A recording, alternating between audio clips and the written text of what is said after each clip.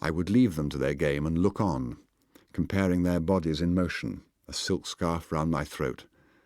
This was in South Arizona, I think, and the days had a lazy lining of warmth, and awkward Low would slash at the ball and miss it, and curse and send a simulacrum of a serve into the net, and show the wet, glistening young down of her armpit as she brandished her racket in despair, and her even more insipid partner would dutifully rush out after every ball and retrieve none. But both were enjoying themselves beautifully, and in clear, ringing tones kept the exact score of their ineptitudes all the time. One day, I remember, I offered to bring them cold drinks from the hotel, and went up the gravel path and came back with 2 tall glasses of pineapple juice, soda and ice, and then a sudden void within my chest made me stop as I saw that the tennis court was deserted. I stooped to set down the glasses on a bench, and for some reason, with a kind of icy vividness, saw Charlotte's face in death. And I glanced around and noticed Low in white shorts receding through the speckled shadow of a garden path in the company of a tall man who carried 2 tennis rackets. I sprang after them, but as I was crashing through the shrubbery, I saw in an alternate vision, as if life's course constantly branched, Low in slacks and her companion in shorts, trudging up and down a small weedy area and beating bushes with their rackets in listless search for their last lost ball. I itemised these sunny nothings mainly to prove to my judges that I did everything in my power to give my Lolita a really good time. How charming it was to see her, a child herself, showing another child some of her few accomplishments, such as, for example, a special way of jumping rope. With her right hand holding her left arm behind her untanned back, the lesser nymphette, a diaphanous darling, would be all eyes, as the Pavonine sun was all eyes on the gravel under the flowering trees, while in the midst of that oculate paradise my freckled and raffish lass skipped, repeating the movements of so many others I had gloated over on the sun-shot, watered, damp-smelling sidewalks and ramparts of ancient Europe.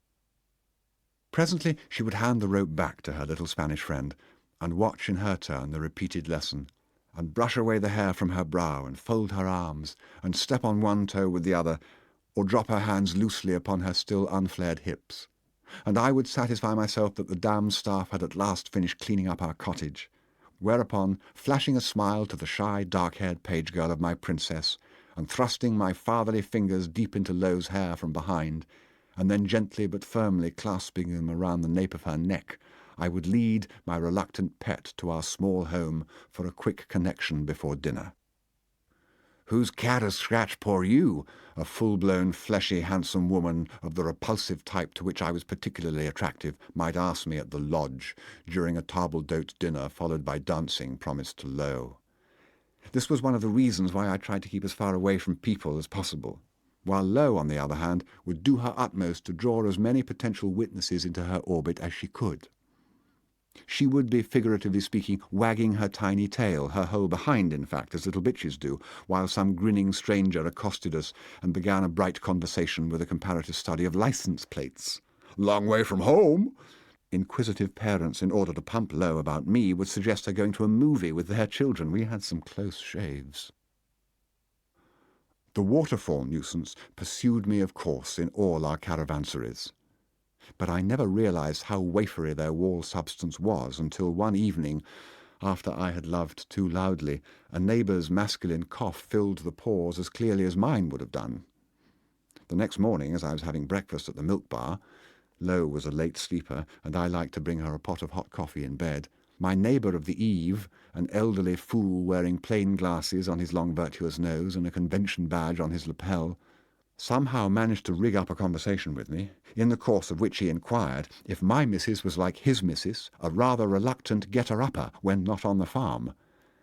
And had not the hideous danger I was skirting almost suffocated me, I might have enjoyed the odd look of surprise on his thin-lipped, weather-beaten face when I dryly answered, as I slithered off my stool, that I was, thank God, a widower.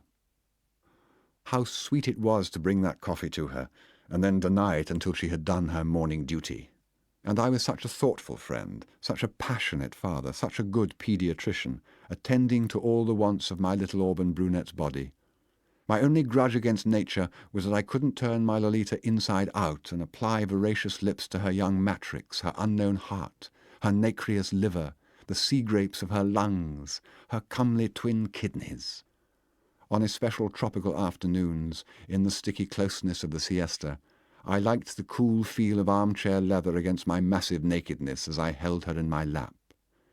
There she would be, a typical kid picking her nose while engrossed in the lighter sections of a newspaper, as indifferent to my ecstasy as if it was something she had sat upon, a shoe, a doll, the handle of a tennis racket, and was too indolent to remove. Her eyes would follow the adventures of her favourite strip characters. There was one well-drawn, sloppy Bobby Soxer with high cheekbones and angular gestures that I was not above enjoying myself.